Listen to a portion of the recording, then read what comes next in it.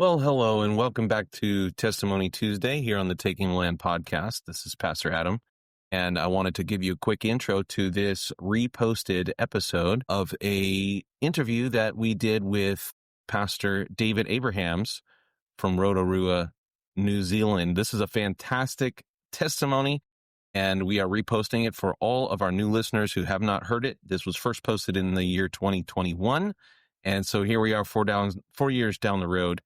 And we hope that you enjoy this thoroughly. For those of you who are on our free version, this is just going to be a few highlights of the conversation. So if you want to hear the full 1 hour and 40 minutes of this man's incredible testimony, you're going to need to subscribe to the premium version.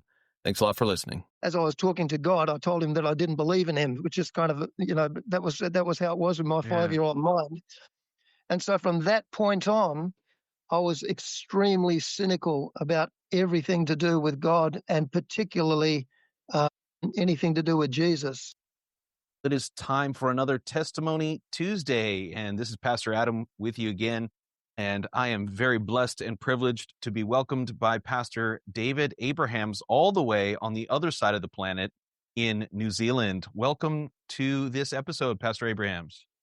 Thanks very much, Pastor Adam. Looking forward to having a good talk. Maybe you can give us a short intro and tell us where you're pastoring and you live.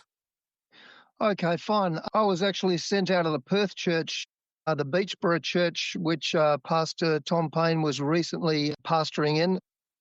I was sent out in 1990, so that was over 30 years ago, into the nation of New Zealand and the city of Rotorua. And so Rotorua is a city of about 60,000 people. And we've just been doing a work here. We've been doing, obviously, over the years, lots has changed. People have come and gone and so on, but we've kind of remained in place here the whole time. So it's been a blessing. God's been doing some good stuff, and we're currently, I guess, in a place where we're, I guess, rebuilding after lockdown. That's what we're currently involved in. Well, I'd like to hear a little bit about your family background and where you grew up and some of the influences in your life. Absolutely. So, look, my story really begins, I guess, prior to when I was born. I'm actually from a Jewish family. Both of my parents are Jewish. And both of my ancestors, on both sides, they kind of originally came out of what was White Russia at the time, which is around the Lithuania, where Lithuania is now. And so, Pastor David, I'm sorry to interrupt you, but we might be related. This is already a very similar history to my family as well. Although our family was Russian Orthodox Jews, which came out of the Ukraine area. Wow. Okay. Well, there you go. I'm blessed to be speaking to another Messianic Jew then, in that case. Yeah, that's cool.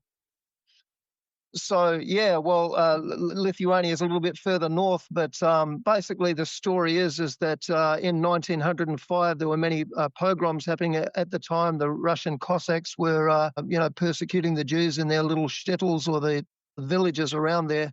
And so there was a big migration out of the area between Poland and Russia to England, and then ultimately on to America for many of them. But a lot of them stayed in London, which my ancestors did. And so that's the stock that I'm from. I was actually born in London in 1961, and both of my parents were members of the London Orthodox Synagogue. But they wanted to get out of England. Whether, Mum had rheumatism, and so she wanted to move out. There was some family issues and so on, so they decided to move to Western Australia. My dad was an optician, and he found himself a job in Perth in Western Australia and moved out there in 1963. So I think I was 20 months old when we moved. And then when we got there, I believe Dad was probably about 6 months, or my parents were about 6 months in Perth. I had an older sister as well. My younger brother was born in Perth, and then Dad saw a business opportunity in a country town called Geraldton, which interestingly enough is a place where Paul O'Neill, who you interviewed a few weeks ago, he was saved. And so I was actually brought up in Geraldton, which is a small country town in Western Australia. At that stage, about maybe only 12 or 15,000 people or something. And so the reason I kind of gave you that background is because my whole testimony really relates to the fact that I was a Jewish boy, but born into or at least growing up in a place where there were no other Jews. So we were the only Jewish family. And I can remember in the early days, my mum and dad used to keep the kind of rituals that Jews do. So on Friday, she'd light the candles and say Seder and do all that kind of thing. But we were basically separated from the rest of the Jewish community. So I kind of grew up as a very, so basically my earliest memories aren't of Perth, but they're of Geraldton. And so for me, it was just growing up in a place where being Jewish meant that I was different and didn't have any kind of people of around my own age or even any other families that were of that place. And so I guess a defining point in my life for me was when I was 5 years old. I was just in the first grade at school. And so these other boys found out that I was Jewish. And so they took it upon themselves to, kind of pick on me and beat me up every playtime or every recess time. And so this kind of went on for, virtually every day for, I guess, a number of months. And so, school time for me just became a time when I was at recess time, I'd be kind of running away from these group of about 4 or 5 kids that wanted to bash me up. And so that kind of was a defining point for me because it got to the stage where I remember walking home from school one day and I was thinking, if this is what God is all about, well, I don't believe in him, and so I don't recall really thinking too much about whether God existed, but I believe that I must have thought that he did up until that time. But at that time, I remember walking home and saying, God, I don't even know why these kids are doing this to me, because I don't even know what I believe. But they're picking on me because supposedly I killed Jesus or my ancestors killed Jesus and so on. And so I remember I looked up to heaven and I said some kind of cryptic words, which were basically, God, I don't believe in you. So at the same time, as I was talking to God, I told him that I didn't believe in him, which is kind of, that was how it was with my 5-year-old mind. And so from that point on, I was extremely cynical about everything to do with God and particularly anything to do with Jesus. So I became you could basically call an atheist at the age of 5 years old, which is pretty early to make that kind of decision. So what it was, growing up in a coastal town in Western Australia, was that I got into the whole surfing lifestyle.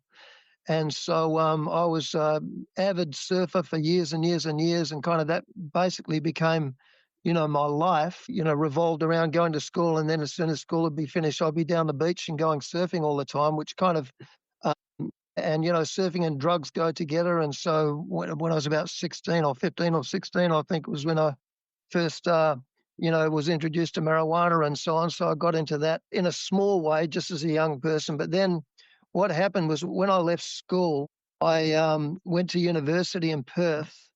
So I moved to the big city, and that was where I kind of just went, didn't so much go wild, but basically gave into my, lower instincts and so on, and just got involved in partying and all that kind of thing. And, got more into drugs in a big way. In fact, I remember having a photo taken for an ID card when I joined university in January. I think it was I can't remember now, 1979, I guess it was. And so, but then 6 months later, having another photo taken for an ID card because I dropped out of university and went to another one.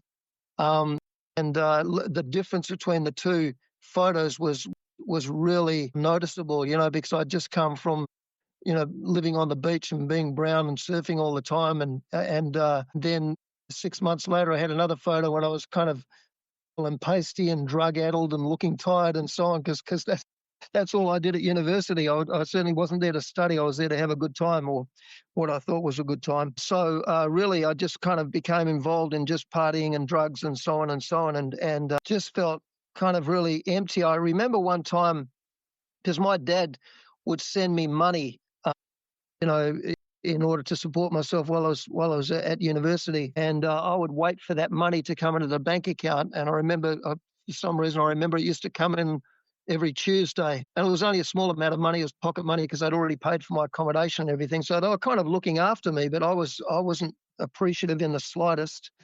I was just wanting to do what I wanted to do. And so every time when that money would come in, I'd instantly go out and just buy marijuana with it and just smoke it all up and party until I had some money come into for the next week. And I remember doing that. And so at the same time as I'm doing this, thinking I'm living life and doing what I want to do, I was also feeling really, really guilty about the fact that I was doing that. My parents were supporting me and looking after me, and I was just wasting it. I can remember one specific time when I was going to the pub, which is the bar or whatever you call it in the States. And a couple of friends of mine, there was two girls and me, were walking down the main street of town. And what happened was that there was a church that had just started up. I didn't really, it was the Potter's House, and it had just started up. And this was in the early 80s, and so people. When the Geraldton Church started, it was just a radical church. And so we were just walking down the main street, and all of a sudden a guy I knew from school just jumped out at me and said, "Hey, come into the concert. We're having a concert here." And so I'm like, because I knew he'd become a Christian. He was kind of a bit of a weird character anyway, and so I didn't want to have anything to do with him. But the girls I was with said, "No, come on, let's go and check out this concert." And I'm sort of saying, "No, you don't want to do that. They're Christians. They're kind of wild. They're kind of weird and so on." And so anyway, they persuaded me. We went in, and they had like a typical Potter's House concert, people sharing their testimonies and praising God in tongues and all that kind of thing. And all I remember sitting there was just thinking, these people are really, really weird. They've all got these. They've all got these stupid grins on their faces, and they're kind of praise the Lord and hallelujah and all that. And I'm just like, that's so totally not my scene. I don't want to know about it. But what happened was that basically a number of my friends started getting saved and joined that particular church. What was the year? This would have been 1981, I guess, or thereabouts. Yeah, probably 81. And so the church in Geraldton, I believe, started in 1980 or 81. I'm not quite sure. So it basically took off with a real bang. It just, they started off with a concert to which a number of my friends, school friends, and went along and got saved on that first night. And I think they started off instantly, had about 100 people in the church, and it kind of grew from there. So it was a radical church. Not that I was interested in it at the time. All I knew was that a couple of friends of mine had, joined this church, and they'd gone all, religious and weren't smoking dope anymore or drinking. So as far as I was concerned, it wasn't something I wanted to know about. There, I arrive at the beach. I, take my board off and wax it up and so on. And I'm going down to the water, and a girl that I knew came up to me and said, "Abes," because they used to call me Abes back in the day. What are you doing? You're going for a surf? And I said, yeah. And she said, "Well, you shouldn't go for a surf, because if you go for a surf and you get eaten by a shark, you'll go to hell." I'm like, "What?" Wow. That's shocking. Yeah, that's right. And so she's like running down the beach after me, witnessing to me as I'm going, so I'm trying to jump in the water. I'm saying, and I'm kind of like, "Get out of my way, I just want to go into the water, And so she's running down the beach telling me I'm going to die if I go for a surf, because I'm going to get eaten by a shark, and then I'm going to go to hell and so on. And so that was kind of, how it was. And so I'll try and make this a little bit shorter. I don't want to rave. Is it accurate to say that you were not convinced? Absolutely. Wasn't convinced in the slightest. And this girl's brother, him and I were very good friends at school. And so he actually lent me a Bible at one stage, and he was like, "Here, read the Bible," because he got saved as well. And I'm going, "No, I don't want to, And so again, I remember I opened the Bible. I started reading it at Genesis. I got about 3 chapters in and got into somebody begat somebody else. And I thought, well, this is a waste of time. And I closed the book, and that was it, kind of thing. So I didn't sort of investigate it any further than that. But what happened was I moved down to Perth, and I began living in a suburb by the beach called Scarborough. And at that stage, the church in Perth was in Scarborough. And so, it was like wherever I'd go, I'd get surrounded by Christians. I couldn't get away from them at this stage in my life. And I look back, as a Christian now, and I look back at that, so that's 6 months prior to my getting saved, and I just see the hand of God in that he was leading me to a place. You know, he was getting me to the point where I was ready, to be saved. And so I moved into a house with a guy. We were working together, and he had a place at his house, and I was living kind of out of the area. And so I wanted to get closer to the city, and so I moved in with this guy and a couple of his mates, and he was actually open. And so what happened? This girl that had run down the beach, she's now a pastor's wife, by the way, in Perth, and so this girl sent me. Oh, no, sorry. No. Prior to this, I took my friend up to Jerusalem with me one time. And so twice in that one day that we were there, I got witness to. So this girl, again, the same girl, came up to me and caught us in the middle of the street. So it was a Saturday morning. So they were out Saturday morning witnessing. And unfortunate for me, I was caught in the middle of a street on a traffic island there in the middle of the main street of town.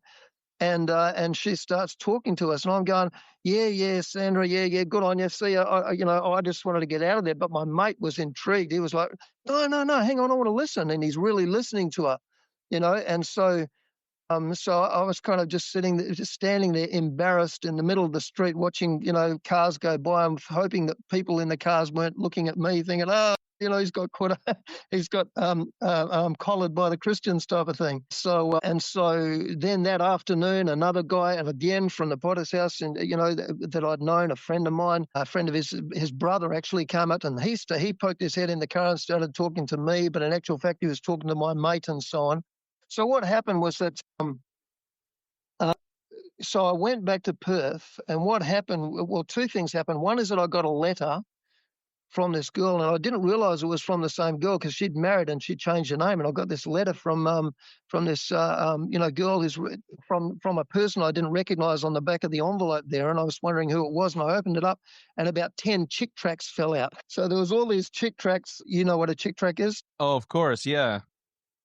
So like the whole deal of the little cartoon. This was book. your life. Yeah, those ones. And so they were kind of pretty big in the day. They were very, very prevalent around that particular point in time amongst Christians. They'd be handing out all these little booklets with comics and I'm thinking, Pastor David, how many people who have told me that they have never been witnessed to, live on the earth for 30, 40 years and never get a witness. And it's amazing to hear how many times God was reaching out to you. Absolutely. He was pursuing me, but I didn't have a clue. All I knew was my life was getting worse and I was getting more and more, surrounded by Christians wherever I go. At the end, it said, if you will say these words out loud, God will change your life, or something like that. And so I'm still Mr. Cynic. I don't believe any of this. It's all garbage and so on and so on. So, but as I'm reading it, I could feel that somehow there was power in these words, and I didn't understand it. And I was like, it was a mystery to me, but it was like I was reading these words, and I was actually fearful of saying those words out loud, because if I did say them out loud, what would happen to me? Would God come and take over my brain, even though I didn't believe in God? Like he had with these other weird, born again Christians. So I remember reading this and thinking, if the unsaved mind is trying to process all this, and I wasn't getting it at all, but I did know that somehow I was actually fearful of saying these words out loud, because it said say it out loud, and I've never been able to find it again in any of the chick tracts that I collected, but this one actually said, you need to say it out loud. And so I didn't. And so I got away with it. I woke up and I thought, what the heck is my life? Where is it all going? What's the whole point of it? I was just at the very lowest point. And I thought to myself, I've got to find out if God is real. Preaching to me about going to hell wasn't affecting me in the slightest, because I didn't believe in hell. But what I did want to know, I wanted to answer that question that I'd been asking when I was 15 and 16 years old. What is the meaning to life itself? I really wanted that question answered. And it just came to me in this way. It was like, here I am, and I'm at this bottom point in my life, and I'm just really in depression. My life is a total waste. And so I thought to myself, I've got to find out if God is real. So what I did, I remember that day I went round to about 3 of my friends, including this girl that I used to go and see at the surf shop there. And I said to them, look, I think I must be losing my mind. I said, I don't know what's going on, but I think I'm going to become a born-again Christian. And Wow. you know, and so I'm saying this to them. I can't even believe I'm saying it myself, you know. And so my thought was, I'm going to tell these people and they're going to do what I would do, which is tell me, don't be stupid, you know. Every one of them didn't say that, you know, and I was kind of really amazed because I thought, you know, because part of the whole thing was, you know, why I was, you know, cynical about Christianity was peer pressure. You know, you don't want to do anything, you don't want to be uncool in any way whatsoever. And so these are people that I'm, you know, sort of that I'm thinking are kind of cool people, and they're saying to me, oh, you know, you just do what you think you should do, you know, as long as you don't preach to us about it. And I said, oh no, I'd never do that, you know. And so I went to this girl, and I went to another mate of mine, and another mate again. And so I spent that day just visiting these people and saying, I don't know what's going on, but I think I'm going to become a Christian. And so, everybody thought it was a great idea. Well, they didn't think it was a great idea, but they didn't think it was a bad idea, which I would have thought it was, you know. That was enough to surprise you. Yeah, it would surprise me that not everybody was as anti as I was, you know. And so, so anyway, what happens is that I decided, okay, I'm going to go along to church with my girlfriend, you know, this Sunday.